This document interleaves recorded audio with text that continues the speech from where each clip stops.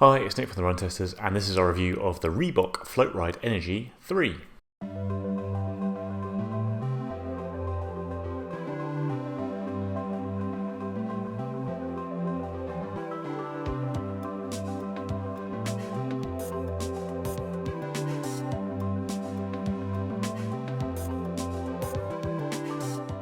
So the Floatride Energy 3 is one of the most popular kind of budget running shoes out there. It costs £75 in the UK or $100 in the US.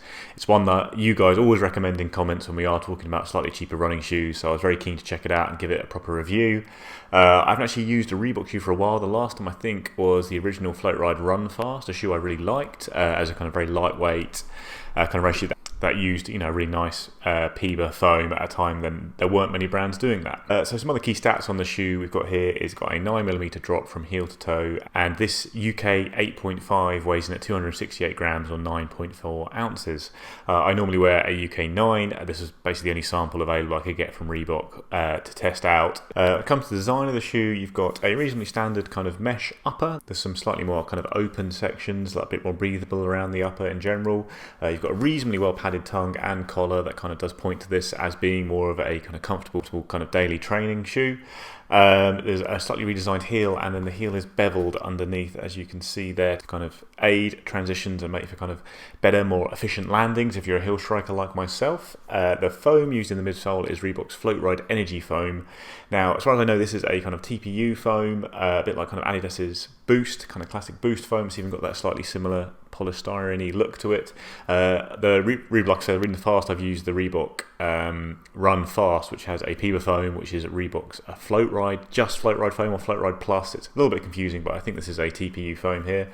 And on the outsole here, you've got a really good coverage of rubber here, and on the front's actually some reasonably, decent lugs there. They're very shallow. This is a road shoe, but there's some nice grip there for kind of harder trails, light trails, and then it kind of smooths out a bit at the back there.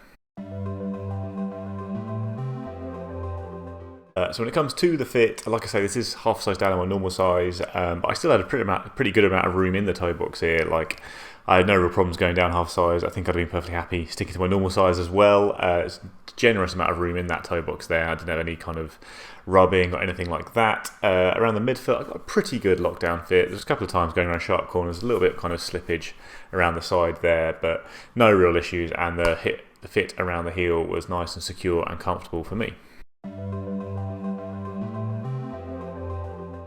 I've done 75k in the Floatride Energy 3, and even before we dive into the price and all that, I think it's fair to say I've been pretty impressed with it as a shoe just in general.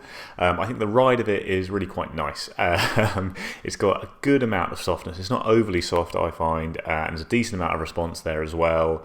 It's certainly not a firm shoe or a snappy shoe by any sense of the word. It is kind of built more for comfort, I feel, but there is a reasonable amount of response there in that kind of Floatride Energy foam, and I've enjoyed using it the last few weeks when I've kind of marathon training, generally heading out for longer runs most days, and using it actually on a mix of road and light trails, and the grip has been actually pretty impressive, even on things like slightly slippy canal towpaths or forest trails with a little bit of mud, but not too much. You can see it's still quite white. In general, I think the majority of the runs have just been kind of easy hours in it, where I've not been all-out recovery run plodding, but just kind of generally quite relaxed, easy runs, no real concern, running on feel or heart rate rather than pace.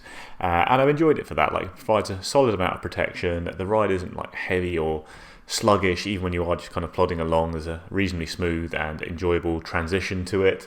And yeah, it's certainly a shoe that does kind of eat up those base miles, as well as many other shoes that could cost quite a bit more. Comes to some other various runs I've done some slightly faster, steadier running in it, kind of usual progression runs I do most weeks, kind of starting easy, finishing steady over around 10 miles, things like that. And it's done okay on those. Like, I don't think this is a quick shoe. It's not a shoe I'd reach for very happily for kind of, tempo runs even, and I certainly would enjoy it for sessions. It does feel slightly ponderous to me at those quicker paces, but you can do it in them. Like, this is a reasonably versatile daily trainer. You can go out and do those slightly quicker runs, and it's just a lot of shoes I prefer for that purpose. And then I took it for a long run today on a Sunday. I did 90 minutes, covering kind of 21.3 kilometers, I think. And again, I enjoyed it probably for the first hour or so, which is what most of the runs have been. In the last half hour, I feel like it did start to bottom out of me a little bit. I kind of wished for something slightly more poppy, responsive underfoot, either a bit lighter or a bit kind of livelier, something like that. Like, by the end, it was I was a bit tired. At the end of a long marathon training week, I didn't feel the shoe was giving me a huge amount back. I don't know, but there are a lot of shoes out there now that kind of do liven up the kind of, and they always feel great all the way through the run, have a bit more kind of response to them, and I think this just slightly, like I say, bottomed out towards the end of that run.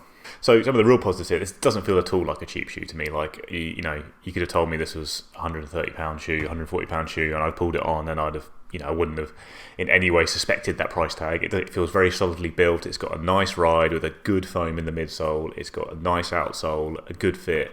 All in all, it, you know, ticks all the boxes that, you know, I'd expect as a minimum from a running shoe, and it does it at a far cheaper price than most.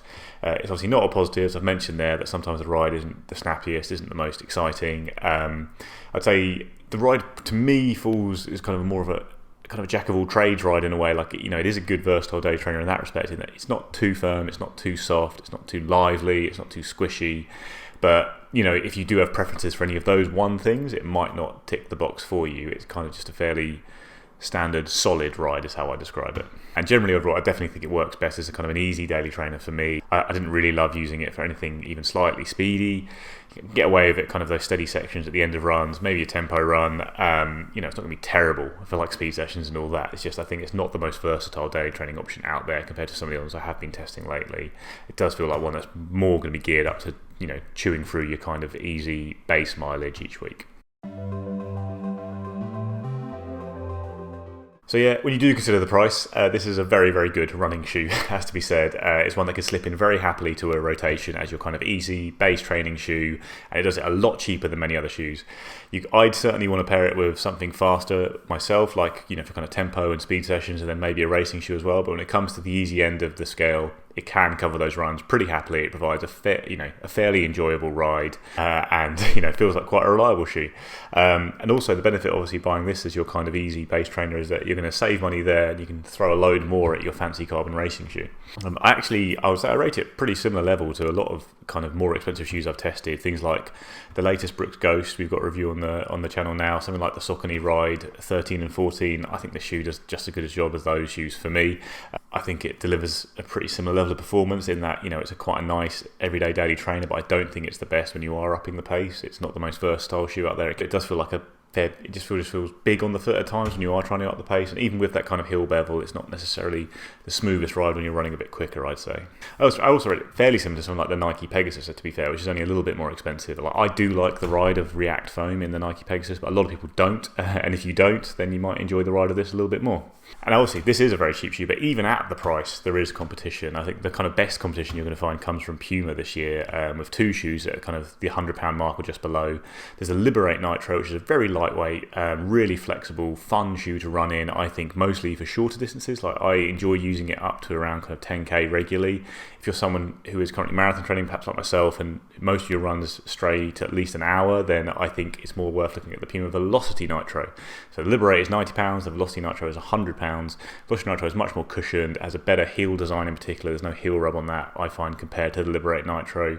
It has a softer, slightly more exciting ride than something like the Reebok Floatride Energy 3, and it can handle, I think, quicker stuff better, while also being a very comfortable option for all your base mileage. So now I think obviously that's £25 more expensive than the Reebok on paper, but the Velocity Nitro has been in some crazy sales lately and popping up for well under £50.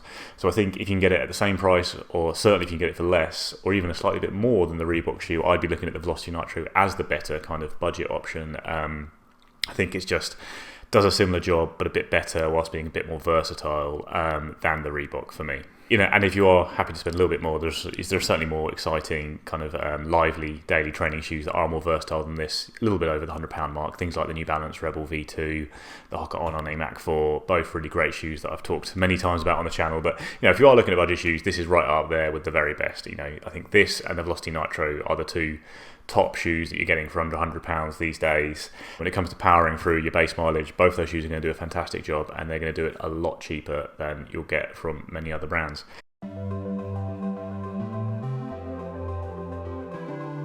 So that's it, guys. Thanks very much for watching our review of the Reebok Floatride Energy 3. Have you tried the shoe? What do you think of it? Do you think, it really is as fantastic value as everyone says? Let us know in the comments below if you've spotted any other really good value shoes, for under £100 or well under £100. We'd love to test those out, as well as all the kind of really fancy, exciting, very expensive shoes we test on the channel as well. Please like, subscribe, ring the little bell so you get notified when we do release new videos. Loads of stuff coming up, and yeah, we will see you next time.